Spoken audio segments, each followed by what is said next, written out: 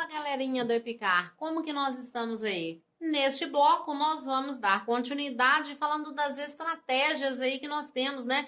Então, a primeira estratégia que eu quero apresentar para vocês aí, como foi falado no bloco anterior, é a argumentação por causa. Então, que a gente trabalha causa e consequência, que é o mais utilizado, né? Então, quando a gente fala aí de estratégias, como que eu vou trabalhar? Olha, causa e consequência é a que mais aparece nos nossos textos, são as mais utilizadas aí, que é quando a gente fala em raciocínio lógico. Então, vamos ver essa causa e consequência aí. É uma maneira eficaz de defender um ponto de vista. Eu vou explicar os motivos que levaram você a posicionar-se daquela forma. É um tipo de argumento mais frequente e eficaz, visto que argumentar é justamente dizer os porquês, né, que sustentam aí a sua tese. Então, o que a gente mais trabalha é que, ó, causa e consequência. Aconteceu isso e aí logo em seguida, mas por que aconteceu isso? A consequência foi isso aqui.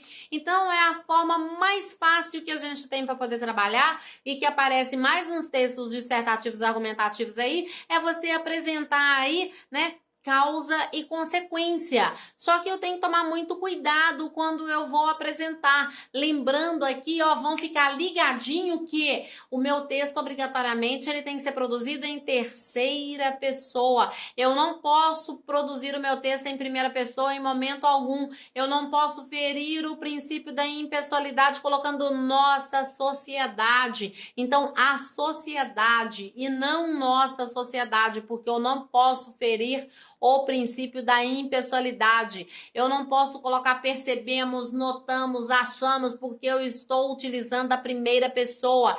Eu não faço parte do meu texto. Vão lembrar que é o que eu penso, é o que eu acho, mas quando eu estou produzindo o meu texto, eu não faço parte dele. Então, vão tomar muito cuidado quanto a isso e ficarmos atentos, né? E aí nós temos a argumentação por exemplificação, que muita gente gosta de trabalhar com argumentação por exemplificação, mas eu tenho que tomar cuidado com o quê? O meu texto, né? A gente tem que lembrar que a minha banca ela vai avaliar o poder de argumentação que eu tenho, o meu poder de persuasão, de argumentação.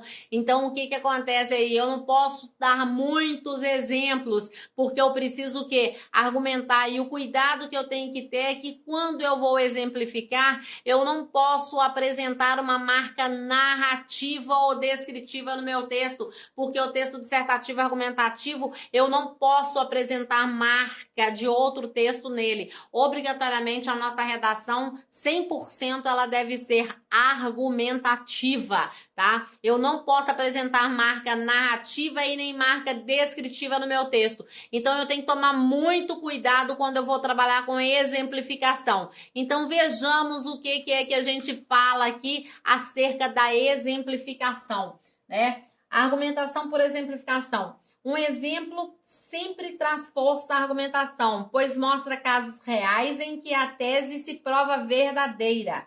Nesse sentido, é muito importante selecionar exemplos fortes. Então, já que eu vou trabalhar com exemplo, eu tenho que dar um exemplo forte. Eu não posso ficar colocando coisas banais, né? Outra coisa aqui que eu quero chamar a atenção de vocês é que, além do meu exemplo ser forte, eu não posso trabalhar com coisas banais. E vamos lembrar que nós não podemos expor as pessoas. Então, eu também não posso ficar expondo as pessoas. Muito cuidado. O que eu vou exemplificar tem que ser de domínio público. Eu não posso expor o outro. Então, vamos tomar muito cuidado com esses exemplos aí, né? Preferencialmente de conhecimento geral ou surpreendentes. Esse surpreendente tem que ser uma coisa que eu posso falar. Eu não posso pegar um segredo, uma coisa ali que eu ouvi de alguém, que é uma situação talvez assim que ainda nem tornou-se pública, e aí eu chego e vou surpreender todo mundo com aquilo ali, vou ser o primeiro a abordar aquele assunto, falar como exemplo.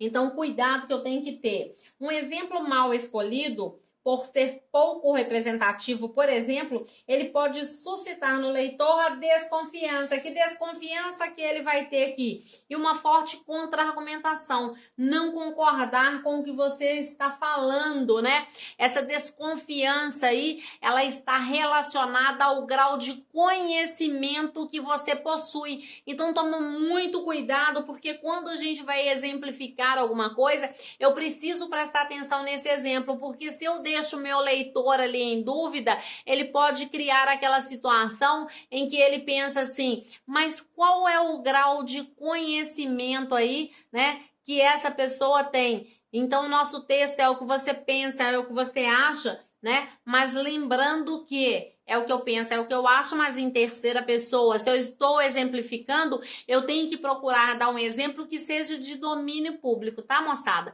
Não vamos esquecer disso, vamos ficar ligadinhos a essa dica, porque o exemplo, vocês estão muito acostumados a trabalhar em exemplo para a redação do Enem, mas presta atenção aqui, ó, a gente tá falando em epicar, é outra situação, outra história, então nós temos que tomar muito cuidado com essas exemplificações. Elas só vão servir se ela for enriquecer alguma coisa, se ela for o quê? Confirmar, afirmar aquilo que eu trabalhei anteriormente. Se o intuito não for de afirmar, de confirmar o que eu falei, então é preferível nem ter exemplo. Ah, eu vou perder ponto, meu texto vai ficar pobre porque eu não consegui exemplificar, Juliana. Não, não vai ficar pobre. Se você souber argumentar, se você tiver argumento suficiente, não vai fazer essa diferença toda que você está pensando, tá? Então, a gente tem que tá mais ali atento o quê? Ao meu poder de argumentação, o desenvolvimento do seu texto. Não fica preocupado com o exemplo que eu tenho que exemplificar, não.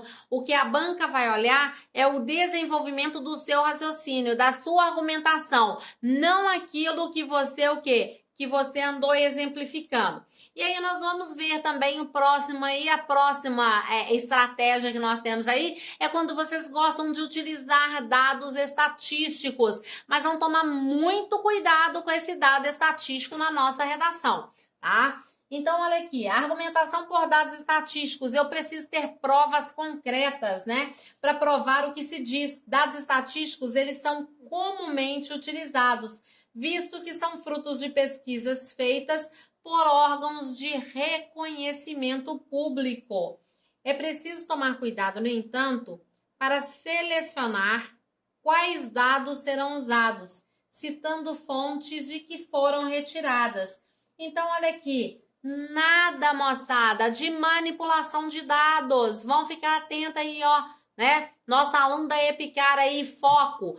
Eu não posso apresentar o quê? Eu não posso apresentar um dado estatístico que eu inventei. Olha, eu vou manipular o dado estatístico porque eu quero que apresente aqui determinado resultado. Aí eu vou tirar lá da minha prova de língua portuguesa, do texto que tinha ali. Aí eu vou tirar da proposta, né, do tema que foi ali apresentado, do texto motivacional. Eu não posso retirar nada para colocar na minha redação que seja do meu texto motivacional ou que seja da prova de língua portuguesa. Vamos ficar bem ligadinho quanto a isso. Então, o que é que você precisa fazer? Você precisa o quê? Eu preciso ter esse conhecimento prévio. Vai ser importante apresentar esse dado estatístico? Dependendo da situação, não é importante, tá? Às vezes ele não vai ser tão relevante assim. E o próximo vilão que eu vou falar dele, porque eu vejo como um vilão, é a tal da enumeração. E aí o menino resolve que ele quer começar o texto dele assim, em primeiro plano, segundo parágrafo. Aí lá no terceiro parágrafo, em segundo plano, em primeiro lugar, em segundo lugar, primeiramente. Isso daí é enumeração. E aí eu vou fazer uma pergunta para você, né? Então vamos ficar atentos aí. Quando você inicia, né? Você utiliza essa enumeração para você iniciar como conector externo no seu texto, o que é que está acontecendo ali com você? Você está dando uma cara de enumeração para o seu texto. Então, por esse motivo que eu sempre falo para os meus alunos, olha, para iniciar o segundo parágrafo, nada de em primeiro plano, em primeiro lugar, primeiramente, não tem nada disso. O seu texto não é uma enumeração, é um texto dissertativo ou argumentativo que você está trabalhando. Agora, se ao longo do seu texto você, porventura, quiser utilizar, tá? A enumeração, aí a gente já vai estar falando de outra coisa, de outra história. Mas você poder iniciar o seu texto com enumeração, não, tá? Então, olha aqui, ó. Enumeração é uma série de fatos que comprova a relevância do que do que você está defendendo, né? Então, aqui a gente tem que estar muito atento quanto à situação da enumeração. E o próximo que nós vamos falar dele é o que nós chamamos de contra-argumentação. Essa contra-argumentação é quando eu quero trabalhar com argumento favorável e eu quero trabalhar com argumento contrário, né? E aí é uma forma muito interessante, é muito produtiva, é muito rica, mas eu preciso ter domínio do conteúdo textual para poder apresentar esses argumentos favoráveis e argumentos contrários na minha redação. Então, nós vamos ver aqui, né, como que a gente faz aí para poder trabalhar com essa contra-argumentação. Então, aqui eu tenho que... Muitas vezes, ao redigir um texto argumentativo, você já imagina quais serão os possíveis posicionamentos contrários de alguns leitores. A gente tem que pensar o que o outro imagina do nosso texto. Então, olha aqui. Quando você veste uma roupa, você vai para uma festa, você não fica preocupado e ali fala assim, ó, tô bem, tá bem arrumado, tá legal aqui. Você não faz isso? Então, quando você produz o seu texto, você tem que aprender a ter o quê? Se ninguém nunca pensou nisso, vamos parar para pensar. Eu tenho que pensar como que o outro vai receber o meu texto para ler. O que o leitor vai achar do meu texto, hein? Como que eu faço aí? Será que ele vai ter uma ideia contrária que eu estou apresentando? Como que eu faço para convencer o meu leitor? A gente não fala que eu preciso de uma persuasão, que eu vou persuadir o outro, que eu tenho que convencer o meu leitor dos meus argumentos que eu apresento ali naquele momento. Então, é a mesma coisa, o seu texto também, ele tem o quê? Ele tem uma forma, e como que o outro vê o meu texto? Como que ele consegue enxergar e visualizar esse texto aí, né?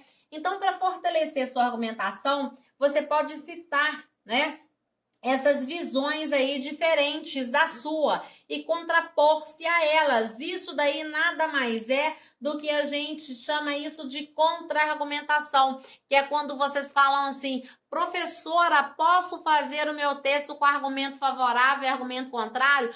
Pode fazer, desde que você saiba produzir esse texto, trabalhar corretamente o texto, para que você não caia em contradição, senão você acaba desconstruindo o que você trabalhou aí anteriormente aí ao longo do seu texto, né?